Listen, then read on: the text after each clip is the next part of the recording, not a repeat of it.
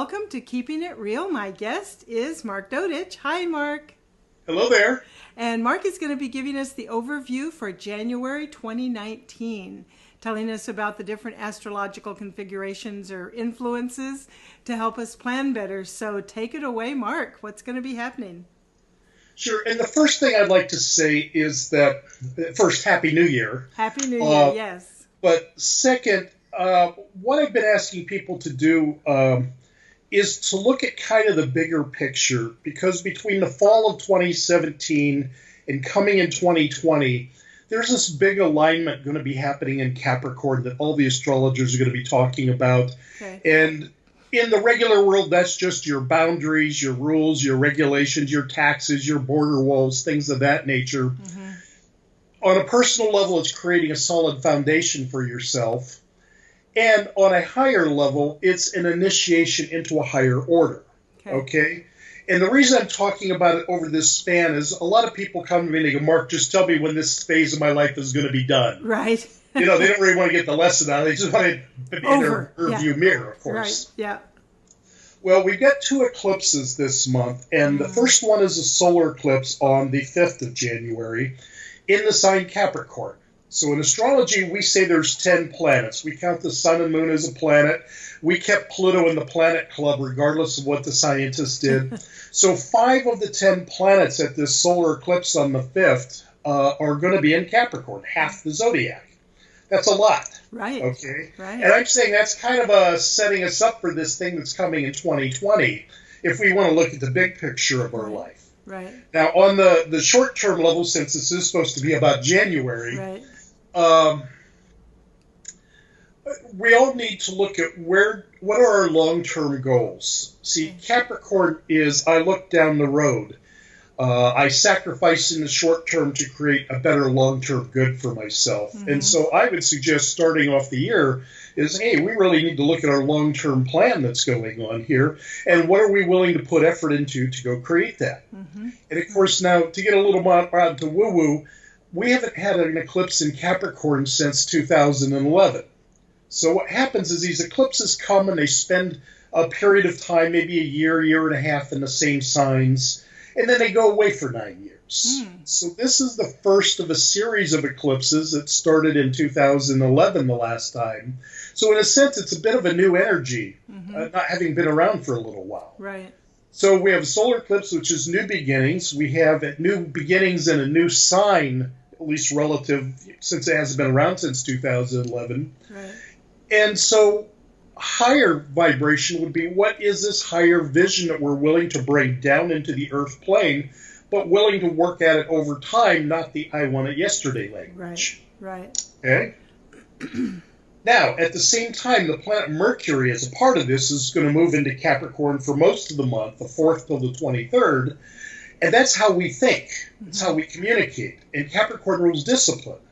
So all of us could get focused on whatever we decide we want to be disciplined at. This is a great month to do that. Okay. Now, the rub is the planet Mars is going to be in Aries the whole month. And Mars likes Aries, so those people who are starting a new exercise program for the new year get a little extra help. But see, Mars is I want it yesterday. Like, I've been goofing off at the gym for a long time. I'm going to try and catch up. Right. And Capricorn says, no, we must be in this for the long term. We must create a long-term discipline. Mm-hmm. So there's a certain great for physical energy, moving, clearing the clutter out of your house, whatever requires you to get your blood circulating is a good thing to do under this. Right. But part of it has the short, I want immediate results, and the other part says, no, we're working for the long term. Mm-hmm. Mm-hmm. So it's a great month for getting started on new projects. It's just, we need to know that the energy can't just fizzle. It needs to keep on and on and on. Right. So it's getting a disciplined practice. Right, exactly. Okay? Yeah. And it's supported. That's the good thing. Mm-hmm.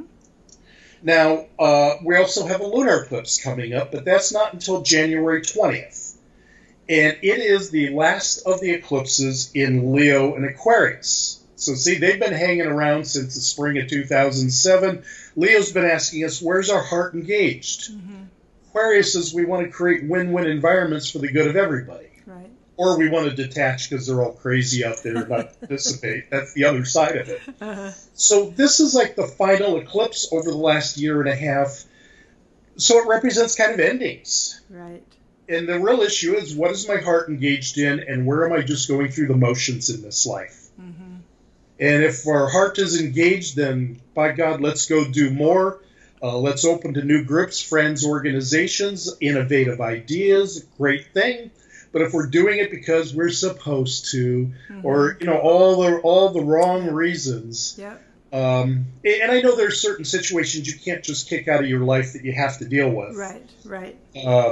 But I would wager to say that you may not need to deal with it on quite the level you've been doing it. Right. That you can start easing out of it a little bit more, or for those things that your heart just isn't in, why are you doing it anymore? Right. Yeah. Okay. Right. So, and of course, this is something that I use 3 months on either side of an eclipse, so it's already been coming in. We should already be feeling it. For example, my Christmas card list this year is a lot shorter than it's been in the past.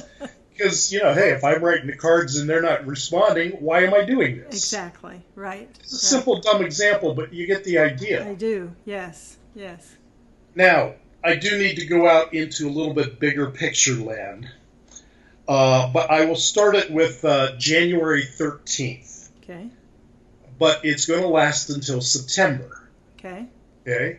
So Jupiter's the big guy of the zodiac. He moved into Sagittarius. You remember we did that travel thing a month or so ago. Right.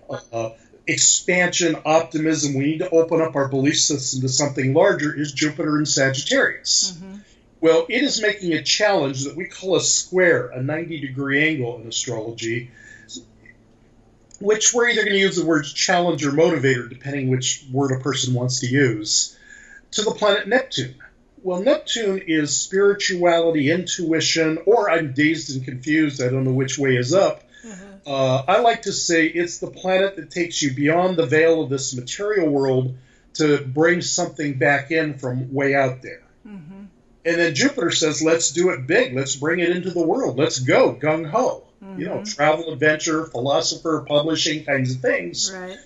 So what I'm trying to say is basically January 13th until September, as these two planets dance with each other, we're being called to transform our belief system, to open to a higher vision, and find a way to bring that higher vision down into the earth plane to actually use.